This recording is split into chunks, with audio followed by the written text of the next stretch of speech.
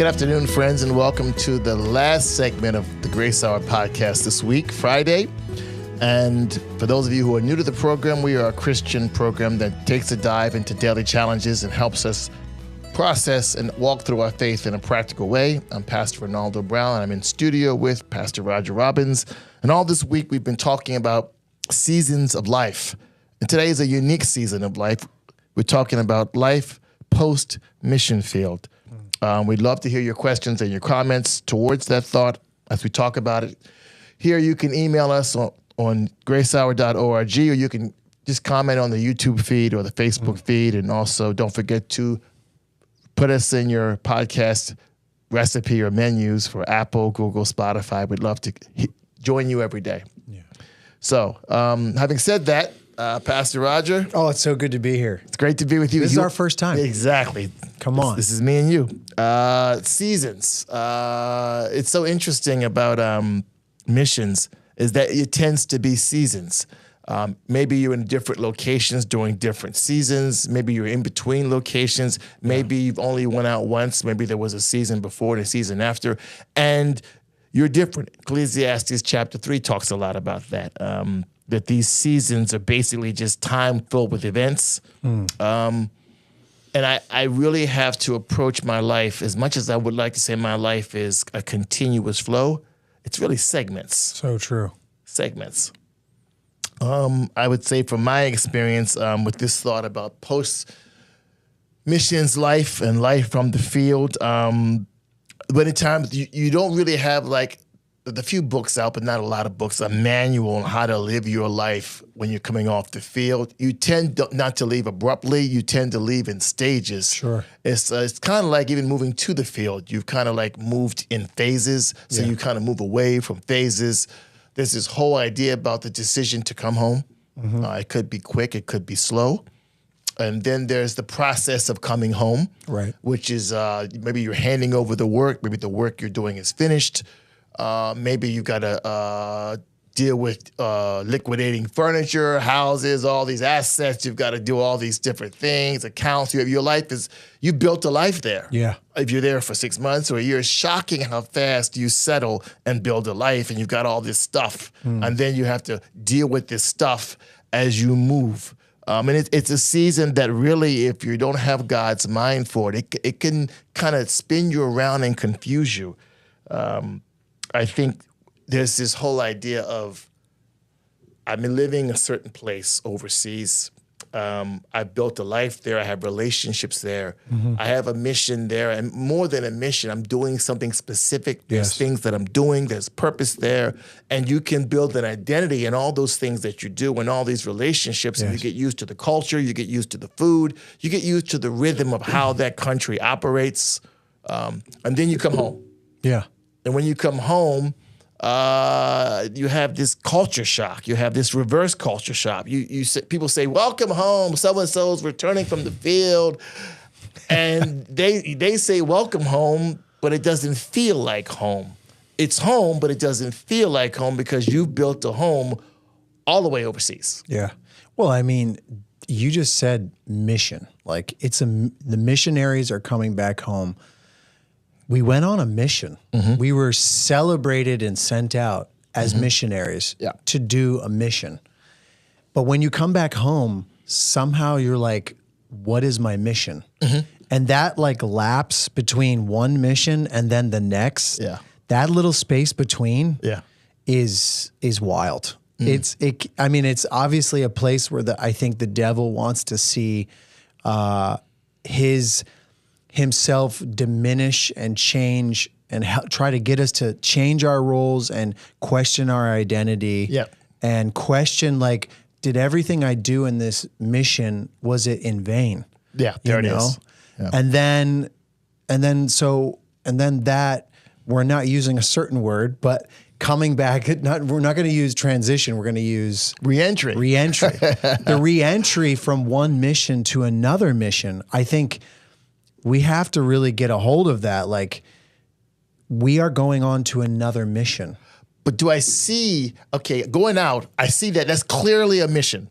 Yeah. Coming home, do I see that as a mission? Do I see, the thing is you feel like, first of all, there's two things. There's this sense of loss. Yes. It doesn't matter how successful it was. There's this sense of loss, like I've lost this thing that I've built. I've lost it. This identity that I had, I've lost it. So then I'm scrambling to try to regain something. So it's like, okay, like for some folks, that's why they go right back out. Just to regain, to try to recapture what I lost at the previous place. Because I don't see value, I don't see identity, and I don't see purpose in coming home.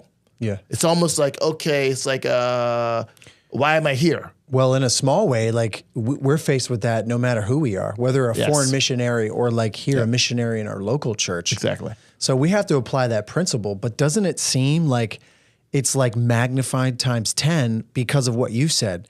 I've had to like sell everything. Yeah. I've had to leave the language that I once lived in and operated in. I had to leave the culture and the culture that I once lived and operated and got well acquainted with, like even the weather. Yeah. And then time. Yeah, like the time difference, all of the very elements that it gets boiled down and reduced to, and then the re-entry and reacclimating to like a whole new culture and standard would prove to be very challenging. Like, doesn't it? It's like, this is wait a minute, I was sent out this way, and in a way, like I conquered my mission, right? Like as a foreign missionary, we're leaving our culture and our home and the place we sojourned, and then we're going to go be foreigners in a land that we've never sojourned. But I was just thinking of this Hebrews 11, like the idea is that we should always be persuaded and embrace and confess that we're always strangers. You know what I mean? Like whether we were like foreign missionaries or not. And I think for me, that was been my biggest challenge. And naturally speaking, we polarize to like, let's make our new identity as foreign missionaries, right? But we're like, but the Lord's like, wait a minute. If you are transplanted, if I send you and take you somewhere else, you're the same person. That's hard. Because you said it earlier. That's hard about being the same person because there wasn't just a mind shift. There was a clothes shift. Yeah, like a geography shift. So you were using tongue shift. You were using different languages, well, not me, but different money. Yeah. I mean, everything with different timetable. Oh my God. So Different you spices. You left all of that. And I like what you said earlier. We have a bad memory.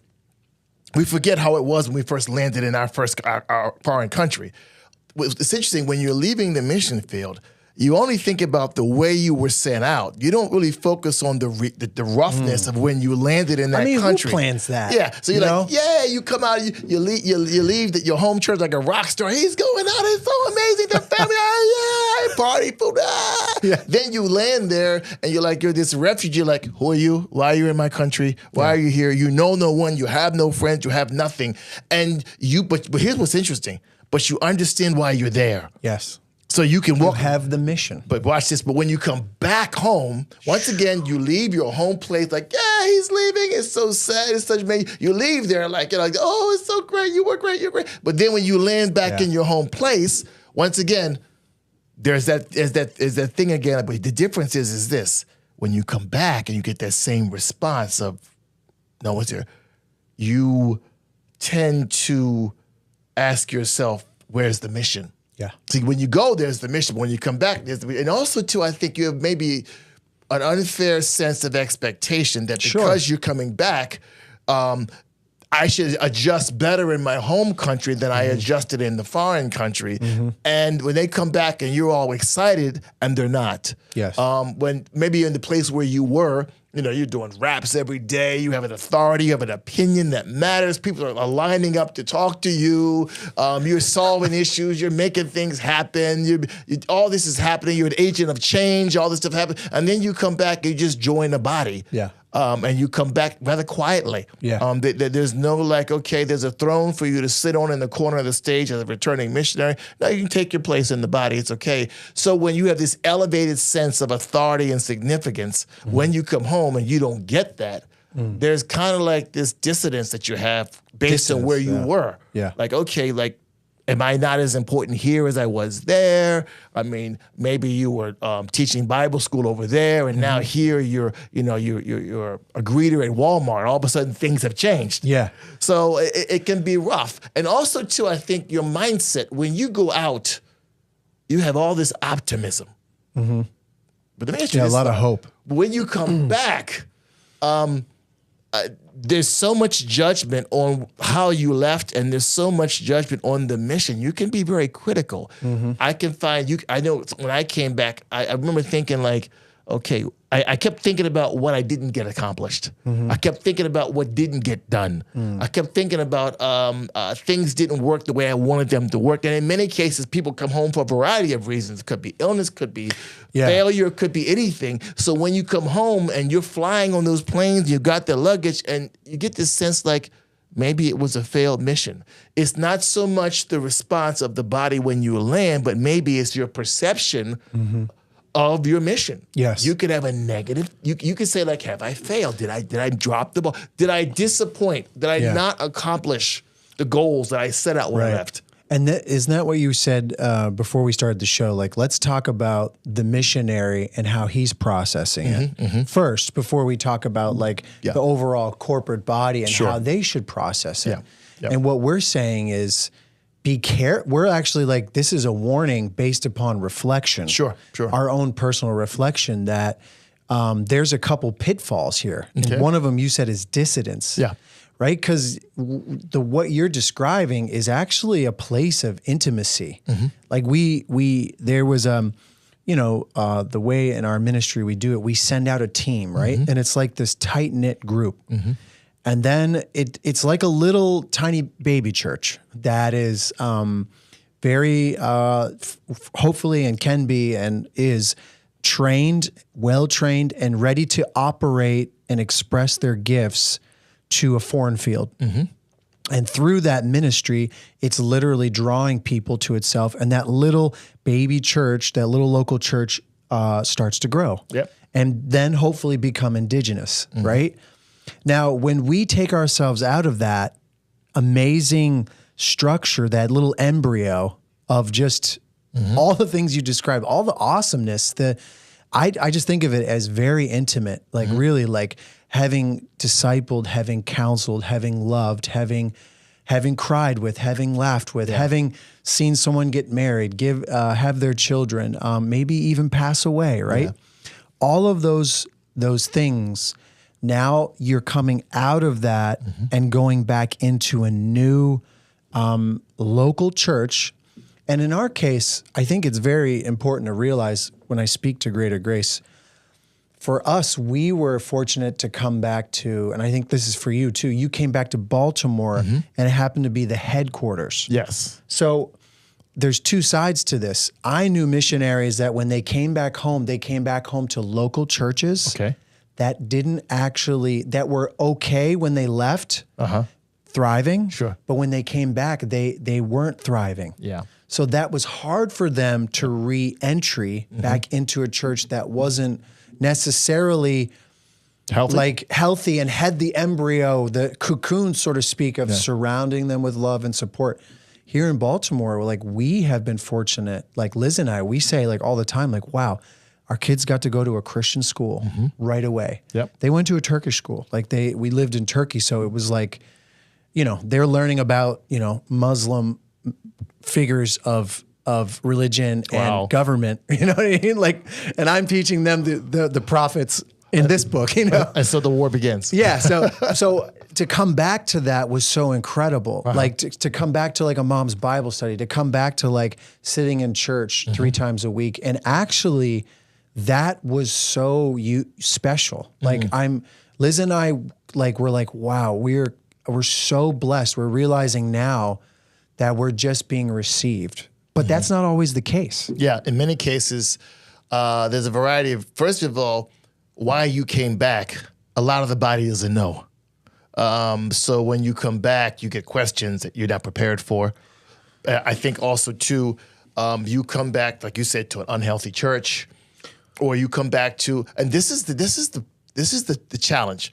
You come back and maybe the church that you come back to doesn't function the way your church did. Maybe you were more efficient in a specific ministry, a specific area. Yeah. Case in point, we go soul winning 7 days a week. Oh, okay, great. Well, you can do that here, but there isn't a program every day of the week for that. So there's a comparison and even a judgment. Like, oh, we did this over here, and how come you guys don't do that? That's a huge shift. Yeah, so, and maybe you don't judge it, but you get confused you start playing the comparison game. You can get lost. Sometimes what you have is this deep disconnect, and it's not just in your home church.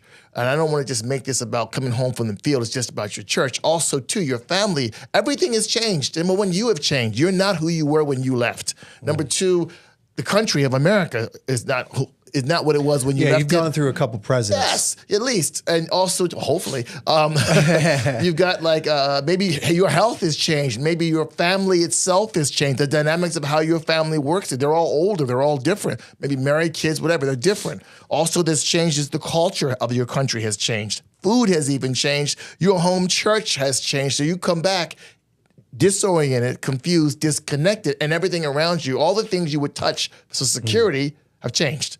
So that can make you feel a little bit lonely, a little bit abandoned, uneasy, definitely insecure. 100%. You can be disillusioned because you've got this idea when you're overseas that your name is being mentioned every day. I mean, it's like you're like, oh yeah, don't forget so and so. This is so great, and then they come home and you're like, oh, hi.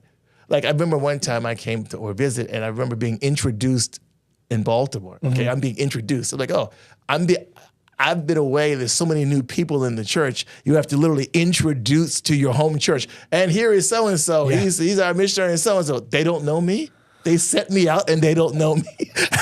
And they didn't.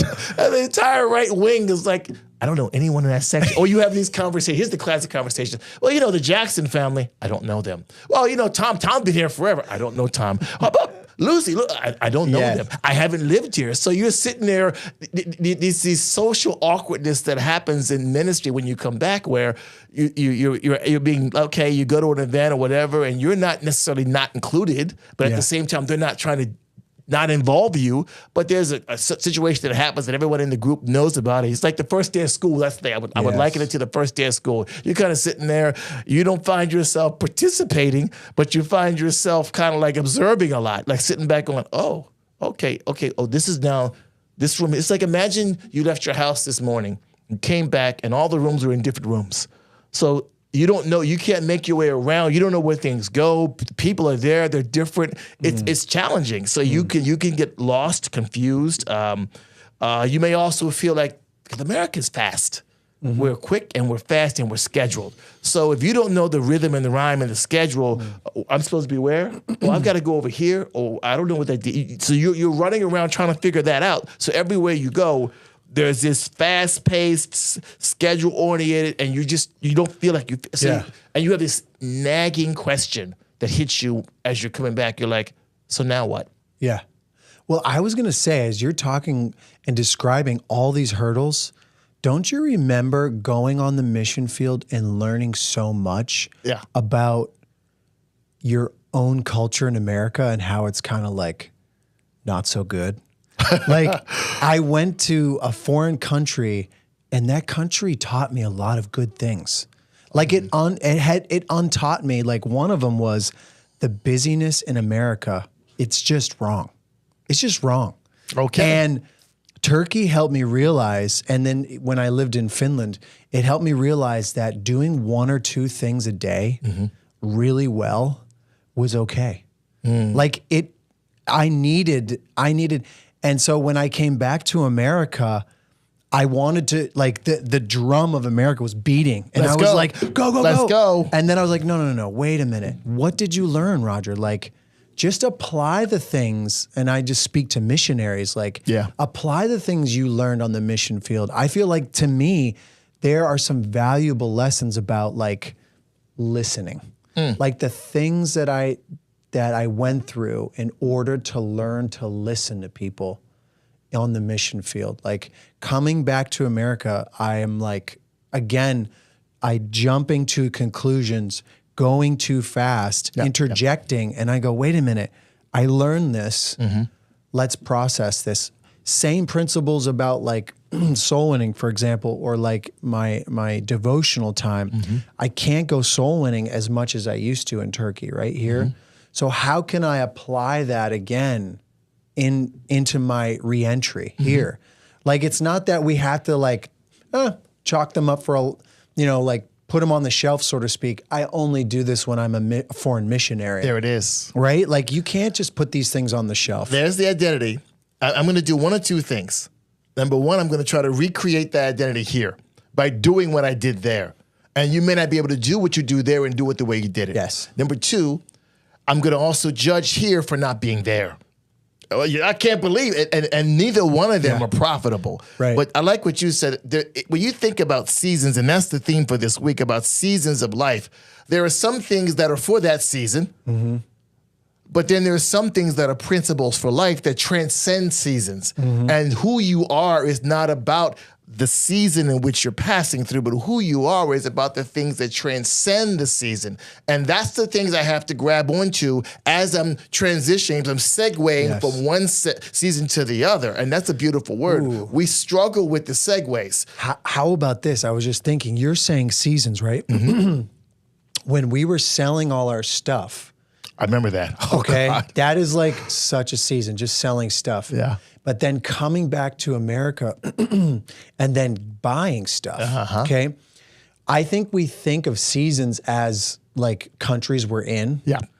But really, like, now that I've been back for like a little over a year. I've been in a season not for a little over a year. It's been like 6 months prior in Turkey where like I was selling. And then I'm like making a new home here in America. So like at first, when I first came back to America, I was like, season over, season began.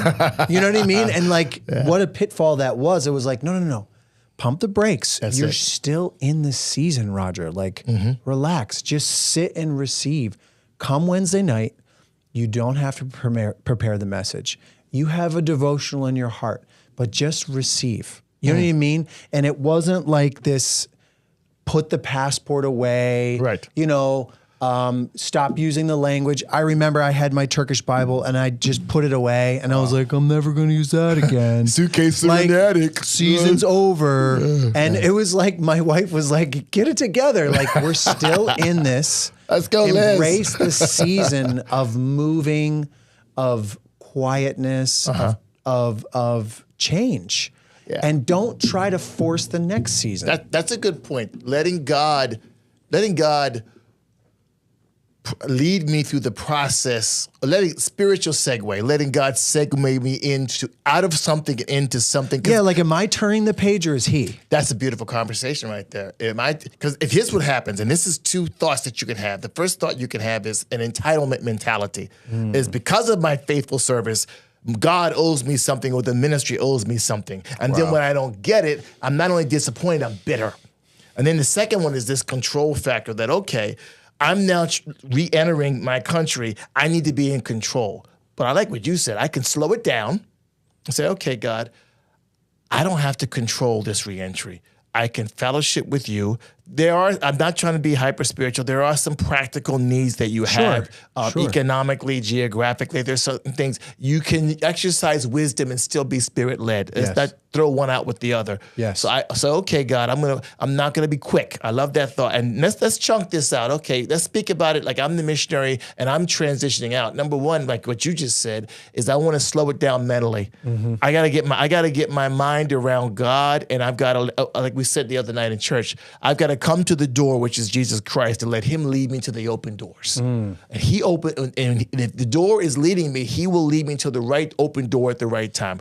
You may find yourself, just like when you went on the mission field, you may limp along. I mean, when you went on the mission field, what are we going to do with our kids? We didn't figure that out for 6 months or a year. How are we going to figure out where to live? We took a year to figure that out. Okay, when I come back, it's going to be the same thing. That's it. I'm going to give myself Why would time. that not same rule be applicable to the return? But a lot of it is, here it is, maybe it's the unreasonable expectation that because I was sent out, they should be better to receive me. Right. You assume that. Wouldn't this be like this is so like geared for, at least for me, a man. Like this is a way a man saying like, I'm so thankful for our wives, because they like kind of like zoom out a little bit and be like, no.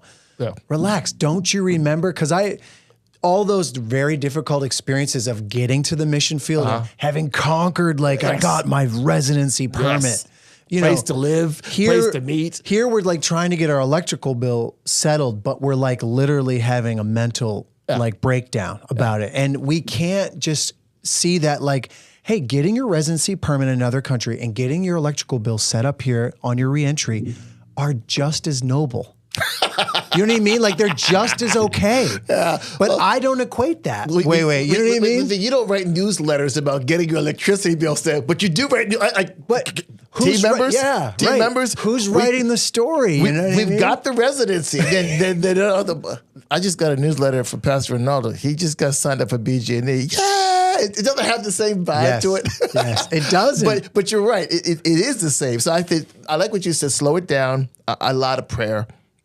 Taking it. I see a lot of prayer. I know for me that helped. Another thing that helped me was avoiding major life decisions. You're not in a good, as much as you'd like to think you are, you're not in a good place when you're segueing from one thing to the other. You're just not in a good place. So you're not really in, and sometimes this is what happens. People will come to you and give you suggestions and advice, and it's not wrong and it's not bad, but you're not prepared to receive that. Yeah. They walk in your life and they kind of, Home Depot is what I call it. They kind of walk in and just fix it. Say, okay, this is what you got to do. You go down here, you do this, you go hit this, and they're giving you instructions. And meanwhile, you're still jet lagged from 3 days of flying. Your stomach's still funny. You don't know where this situation is. You're not sure where you're sleeping at this next week. You got a place to stay for a month. Okay, you have got $3 in your pocket. I remember when I came home one time, I came home with like $50 in my pocket. I'm going, I got a daughter and I got a wife and a daughter and a $50 bill in my pocket, and that's what I got. Wow. And I gotta think this through. Like, okay, God, I gotta really think this through in a practical way. You want to be responsible, but be careful.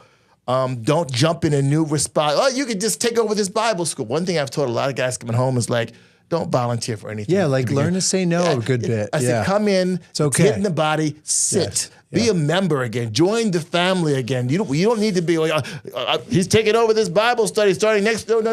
It's okay. He's the new teacher. Okay, maybe. But I'm just saying, don't jump into ministry and take on responsibility when you're not settled. Don't serve from an unsettled place. Don't do it. Because Pastor Belly told me that. There it is. He was like, doesn't he have like a rule when you first get to a new country, like X amount of the first year or 6 months is just solving your practical needs? Yep. I think that is the mission. And I was just like, what did you just say? Because he's like, sure, you can do your evangelism, you can build in your schedules, but like when we were going to like plant a church from nothing, I was like, we're gonna plant a church. He's like, no, you're not. You're gonna plant your family. You're gonna plant you. You're gonna plant you. And I'm like, right. And I remember just heeding and applying that over and over. I had seen it when I was in Istanbul with Pastor Monty, but then it was like, okay, now it's like time to apply that. But that didn't quite resonate, to be honest. I mean, to some extent when I came back to Baltimore. Yeah. Do you know what I mean? I did not apply the same rule all the time. We see active church, 125 different outreaches, and you got go. Let's produce. And back to the American ding. Yes. So you're like, okay, so outreach is Saturday. Okay, we're doing visitation Saturday afternoon. And you meanwhile, you just kind of dragging your family along. Like, okay, we're going to do that. And it's like, okay, just come, be a part, settle. Never serve from an unsettled place.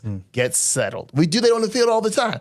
And then I would also say it would be good, if you can, talk to a seasoned, experienced missionary pastor. That. Not just a pastor, but someone that is a seasoned, experienced missionary who's done that, because they're going to be able to identify a lot with that. That's a really good point, because so in the country that we stayed in, Turkey, there were other missionaries that were deported, to be honest. And we were very close with them, and we talked to them, and we've always stayed in contact. And one thing that was hard for them that we saw that we didn't have to experience was that when they came back to their local church, they didn't have any ex-missionaries or like repatriated missionaries from years past that were in that local church. They came back to a local church that really didn't understand anything you're talking about because they hadn't tasted that. They hadn't walked that walk.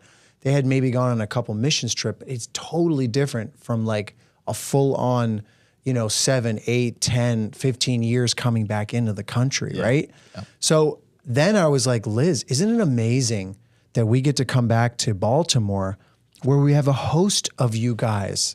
Like I remember just seeing all these other moms and dads, even kids, seeing the little missionary kids. Like we came back the same time as Pastor Chris and Julie, Armin, and just seeing the kids. I was like, guys, isn't it great?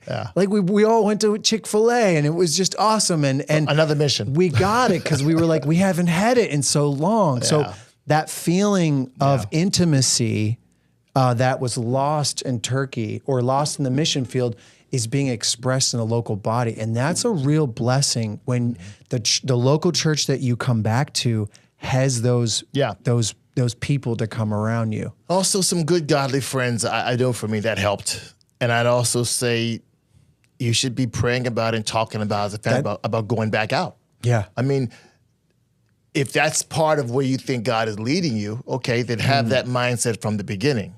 Or if you don't know, you don't know. And you don't necessarily have to. No, and you don't necessarily have to go. Yes. Where you are can be good with God too. There isn't any kind of like structure or program. And sometimes you're, I'm just parking it here for a few minutes and I'm going to get out of here. Okay, I don't want Baltimore to be a rest stop for you. Sure. I'd like it to be a home. And home is a place that you can come home to, you can stay home, or you can travel for like 6 months, but home is home. So you get that vibe of what home is. Yeah. I'll read a couple comments from online here. Karen Jansen says, such great practical wisdom. Retta Carter says, good day to our faithful pastors and teachers of God's holy word. Andy Valitis, greetings from Lithuania. Love you guys. Klaipeda. Elizabeth says, great point. Be responsible. Take time to get settled first and let God do his work in his time so that we become settled. I'm thinking we need to be settled so we can better listen. It's true. You know, Elizabeth, you can get too fast for God.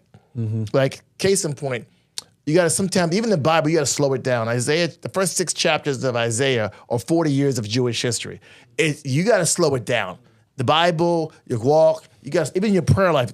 I would rather be slow and not say everything I want to say than be fast. That's everything the I want to say. pitfall, though, isn't it? We come back to America and we're like, we need to match this. Like, the internet's faster. Like, ATMs are faster. Like, these cars are faster. DMV is not faster. No, it's not. Just want to put that out there. But like, I mean, compared to the countries we were in, that's true. So much faster. So we're like, let's pick up the pace, and that's the pitfall you're saying. Because here's the thing: because you want to fit in. Because you feel like, okay, if this is naturally, it's the same thing with when you get to the foreign field. Okay, you're fast and they're ridiculously slow. Like you wait in line all day for sugar that's not there, and you come back the next day. Okay, so you got to slow down. It's like it's your speed. But isn't that the point though? Is like, Raj, Pastor Renaldo, what you learned on the mission field, apply it. And this is how I've been thinking about it lately, is that since I've come back, the things that I have come into that God's brought in my way, it is my mission field. Beautiful. I'm taking the same principles I learned on the foreign field, and I'm saying, I'm going to continue to apply them here. I have to. I got to fight for that. Yes. You know what I mean? Like I have to fight for the modes in which enriched my life, right? Because when we go on the mission field, one of the best kept secrets is the fact that you are very much the mission field. Yeah. You know what I mean? Like, yes, we are being affected, but it is through the work of the Holy Spirit in my life. What's to say that's ever going to change when I move back? And that's the key. It's like, and only God can do that. He's got to show you some things that have intrinsically changed you as an individual. When we said earlier that you've changed, you have. Yeah. I can recall things like timeliness, discipline in the word, different things that I picked up on the field that when I came back, I didn't have what I left and I got, and then that transported to here. Yes. So wherever I was going to go next, that would go with me. I remember Pastor Billy talking about shifting when he moved from Springfield to Baltimore, the first thing he was thinking about was, where am I going to study? It was like something happened there that when he came here, I need to be about that as well. There are some spiritual truths that stick to me, and when I don't know and I get confused about purpose, run to the things that don't change. Run to the things that have been convictions in your life, you know? And I want to also think about this too, and how can I help someone who is going through this specific seasonal change? Let's talk about that for a second. Like, for instance, okay, as a church, and I think churches struggle with this, if I can be honest. Many churches, our church does a great job, but we could be all of us could grow. Yeah. But many, like you said, many churches don't have the experience or the resources, and I want to be honest, even the awareness of what someone's going through when they come back. So as a church, what could we say about ways and means to help missionaries that are re-entering back into America? Well, we were saying before the program, Okay. like how amazing it was when we were sent out, Yeah. right? And Rah, rah. everyone like cheering and with you, and I've got your prayer card on my fridge. It's your birthday. Right? But now I'm going to take your prayer card off the fridge. No, they're not doing that. Whoa. Never leaving the refrigerator. Yes, you're always there. There's Kool-Aid stains on it. It's okay. It's gonna stay there. But as you look at that face and you see the background and you see that country's flag and you see that family, think about them now here in America. Like, can we understand that the same energy in which they had to go and be slingshot out, like the things they had to sell and leave behind and change and just say goodbye to, they just had to do it again. That's a good thought. Because, you know, like I remember seeing missionaries go and just being blown away by the fact that they gave up their job. Yep. They sold everything in their house. Yep. They, like when we first went to Turkey, we invited all the Bible college students to our house and we were like, take whatever you want. And I remember Matt Roberish was like, anything? I was like, we've sold everything that we can. Nothing else is sellable. Take it. These are great folks. I'm sure they stripped it bare. They did. And they did a great job. They were like, even the freezer, I'm like, take whatever's in the freezer. Door frames, locks, windows. But I was like, it was very emotional. Yeah. It was very like, wow, like everything that I have is gone and I'm giving it up to go. And we were all like thinking about how like that is part of the missionary, is that he is moving and going. But we forget so easily that the same thing has just happened to the missionary returning. They just had to do that again. Yeah. And for maybe the children of that family, like I'll be honest with you, and this is not staged. I just got into this program today. I'm filling in. My son was crying last night about missing Turkey. Wow. And he goes through like every couple months, like episodes where he's like, I just miss Turkey so much. Cause that's all from 6 months to 8 years old. It's all he's ever known. Yeah.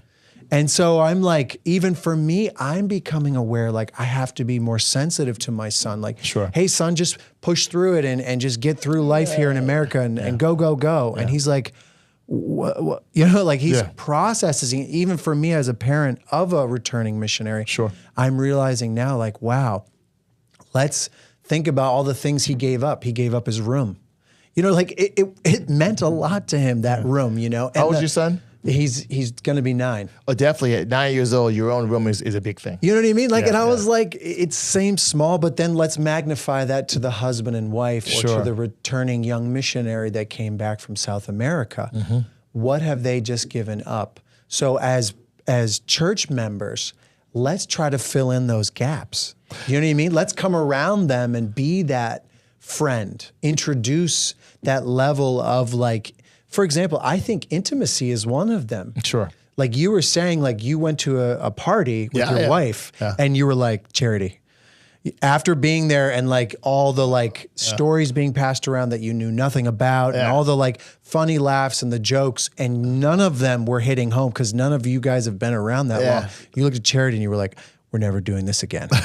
But like, how about the person in that room comes up to you guys, sits with you, you know what I mean? And I think recognizes that's that. a big step. That's a good point. I just like there's all the jokes you're like and ha ha ha and you don't even know the joke. Whatever. There's a social awkwardness. I think we are more sensitive as a local assembly, the church, when someone has a funeral. Right. We cook food. We go over. Yes, that's a good We point. spend time. We actually give people that have suffered or lost at the funeral. So true. It's like a tangible reality, right? In other words, loss. it makes sense that you need support, Yeah. that you need encouragement, even to cook a meal or whatever. But coming from the mission field, oh, you're fine. Yeah. It's an afterthought, and for many people, it's not. So you're right. As a church, to be more sensitive to do that, and to be more available to do that, and learn how to do that. I think we learn how to do that. Right, because our objective is to receive these guys. Yeah. And then we would hope that the Lord would send them back out again, right? Or gather a new team. Like we've seen in the history of our ministry, we've seen teams come back, reload, and go back out. Who does that? That's amazing. Crazy. Like we want that to continue, So I think that's a big component is like getting around them and like, hey, saying like, we're gonna regroup, we're gonna restructure. We got some new, and we were saying earlier, like, so you just returned from a trip. Yep. You've been away for 5 years. I've only been away for like a year and like a quarter or so, but we've already taken a couple trips, like missionary trips to even other countries that we haven't been to yet. Yep. And now it's like, okay, the missionaries that moved back are starting to settle in. They're also regrouping and making like new teams. Yes. Focusing on different places per God's leading, per church's leading. And now they're going back out in small ways. Sure. We want to be conscious of that. You got to feed. I think if what you feed will grow, if you continue to feed the things about your mission that are intrinsic to your call and also to your overall purpose with God, you keep feeding those things, you can get a sense of balance. And you will lower your expectations for people. And I think also, too, the church can also be sensitive and be aware and have a plan. Yes. For, okay, how are we going to, so-and-so's returning, and to pay attention to that. I really feel that today's church, even guys that get sent out by mission boards, there isn't any plan. And to be honest with you, this is another side of this, is many missionaries do not plan for their return. Financially, organizationally, they don't have a large amount of savings. Many of them do not have a place to live. It's kind of like this mad scramble. So-and-so's landed. Okay, you can stay here for a week. You can stay here for a month. We haven't given. We never think about coming home. Yeah. So when you come home, even if it's a good scenario where you come home, because you could argue it wasn't planned well. Right. But let's be honest, when you left, that wasn't exactly planned that well either. That wasn't. You didn't have exactly a place to live. But you didn't have all those things. Right. And on one side of the coin, it's like, hey, missionary, it's okay. Yeah. You're wasn't supposed to actually have it all figured out, right? That's it. Let's be honest, when we went out to the mission field, we don't have everything figured out. Why would we then put an expectation that was never there when we left on our return? Yeah. And I think also the devil's playing a part in this, right? Like we know that his hand is to like really outdo with lots of pressure, lots of stress, and false expectations. Yes. Which is the key. A lot of folks, and this is what can happen, if you don't navigate this well or you don't get any help, you'll come home confused and you'll run. You'll leave the church, and in many cases, you'll leave God. And you'll say, okay, that was a season in my life, and now I'm back in America, and I've got to fight my life, and no one's helping me, and I have nothing, and God is not in this, and they leave, and they lose their walk with God because they lose their way when they come back. So you were saying at the end, we were like, at the end, we wanted to save this to the end. Like there's two parts, right? The personal part of the missionary to take care of his or hers thinking and mode of their identity being placed in Christ. Yes. We're always sojourners in this world, no matter what country we live in. And what was the key element that you said that we should do, even if when we return, the line is cold? It's cold. It's what we would do in the mission field. Draw near. Yes. Now, that's counterintuitive to your emotions. Your emotions feel like they don't care about you, they're ignoring you. So it's counterintuitive for you to draw near. You draw away. Since they don't care about me, I don't care about them. And we think that's beneficial when it's actually hurtful and divisive. You separate yourself from the one people that know you better. So you tend to do this. You don't find a reason to draw near, but why am I drawing near? Am I drawing near because they're drawing near to me? Or am I drawing near because this is where I belong? It's like, why do you go to family reunions? Okay, because this is my family. It's not because they really reached out to me and really said, "Beck, would you please come? We really need you." No, you draw near and you meet Uncle Festus over there who you don't know very well, but he's in your family. The drawing, as Hebrews 10:22, if I sit back and wait for people to draw near to me in any aspect of my life, in the mission where I came from, there would be no church. Yes. Like when you landed in that foreign country, you drew near to people. You didn't wait for folks to draw near to you. Even when they didn't. And you went again and again. Yes. So they didn't welcome you. So you have to apply that same principle on your return. And that's tough. Because it goes back to what you said earlier. We have these unreasonable expectations that when it's so funny, I came home like a star. So if I left like a star, I should come back like a star. Yes. I should speak all the time. The pastor's got to greet me every day. He's, "Hey, how you doing?" There's got to be all this attention, because I was amazing over there. I'm obviously amazing here. So and if I'm not getting that, again, there's this dissonance, and I start to feel the distance, and I just don't draw near. And the most dangerous thing you can do when you come home as a missionary is not to draw near. Yeah. Well, it's dangerous to your walk with God. It's dangerous to your call, because if God has something else for you, why would he draw you away from the church to tell you? Right. Why would he do that? You know what? Okay, don't go to your home church, and I'm going to give you some new wisdom. Yeah. How is that the Bible? How is that but it's, again, when you're hurt, when you're suffering, when you're confused, and maybe a little bit bitter, and maybe possibly judgmental. And I'd like to say this, because I experienced that, like, even not this convention, but the last convention. I was like watching all the missionaries go across the stage, and I was like, it's not me right now. You know what I mean? Like, in my mind, like, what an attack it was. And you know what I thought? I said, I'm here in Baltimore. I'm going to church plant in this church. I'm going to disciple in this church. Like, I'm going to be a missionary in this church. And I just said, Raj, find the missionary, the same person you've always been and been called to be, each one of us, a sojourner and a son of God. Wow. Find it in this church. That's good. So draw near. And it really helped me. I was like, okay, I'm going to church plant in this church. And this is what it looked like, greeting at the door. You know what I mean? Like, it was like little things. Like, it's not give romantic. Me a little task. It wasn't like this far-fetched thing. It was like, let's just do some things. Let's get involved in little ways where I was exercising the same gifts of like what we were doing on the mission field, and I was applying them to my return. One of them was just sitting with the local body members and listening, talking to them. The fellowship that happens after church. Yes. How about this? The worshiping. I didn't have to actually lead worship. Raj received the worship. That's good. You know what I mean? That's so good. I had to just change my mind. And then in the same way I go, but I don't have to change. I can change my mind and maybe my attitude, but I'm not changing my my roles and my responsibilities. Let's go back to what you just said. That's good. We'll end the program on that. First of all, I've got to change my mind. The reason why my attitude is poor is because my thinking is poor. I've got to change my mind with God's mind, first about three things. First about God, second about me, and then second about his will. Yeah. Then number two, that's going to change my attitude. And when I've got God's attitude, I have a motivation that God can actually make me grateful. God can actually direct me. I'm no longer trying to be the hand in my life. I can be the instrument that the hand of God moves. So that's a great place to be. And those things you said didn't just happen overnight. It was a process. It might be difficult. It might be hard.